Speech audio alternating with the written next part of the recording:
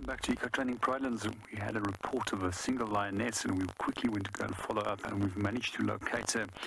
And she's now moved into this Tamboti thicket where she has taken cover. That's also very close to a watering hole and a main footpath which leads between two main water bodies.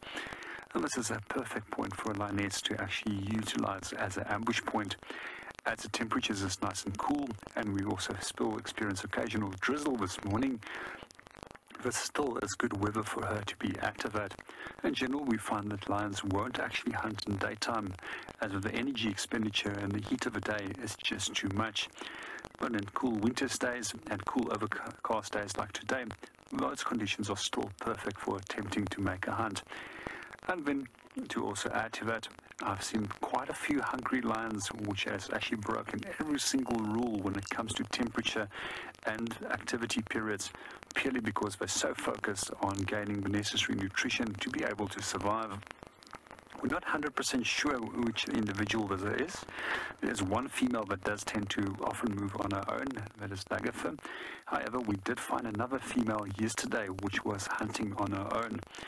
One of the vehicles which reported the buffalo sighting from yesterday evening actually found this lioness in the sighting. And what they did is they were actually seeing a leopard that was trying to make a kill on a buffalo calf.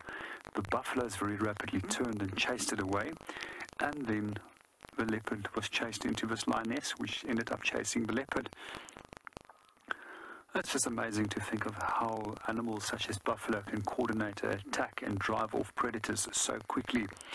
But it's also just always amazing to see how much competition there is between different predators and how quickly they will try and eliminate one another out of a game to ensure that all that energy resources in that area is just focused for themselves and for their offspring. So one of the best ways to actually identify lions, if you're not 100% sure when it comes to lionesses which are equal aged or equal size, is actually to look at the spots at the base of the face, which is created where the hairs or the brissae meets. And quite often those are unique little spot patterns which can be utilized to identify an individual. We're going to sit here for a little bit longer and see what our lioness is going to get up to. Hopefully she's going to lift her head and do something. But for the meanwhile, let's go and see what Ben is up. Welcome back to Eco Training Pridelands. We still have our lioness, and we just had a second vehicle that is joining us. So you might actually hear the guides interpreting in the background as well. For the moment, our lioness is showing a little bit more activity, and she has been focusing on grooming herself. She lifted her head. We started noticing that she was starting to yawn, which indicates that she needs oxygen in her muscles. We quite often see when they start yawning that they're also very likely to start getting up. But for now, the focus is simply on grooming. And one of the grooming kits that they have is a tongue with a sandpaper-like texture, which helps to remove all those old and loose hairs and any dirt or parasites that might actually sit on the coat.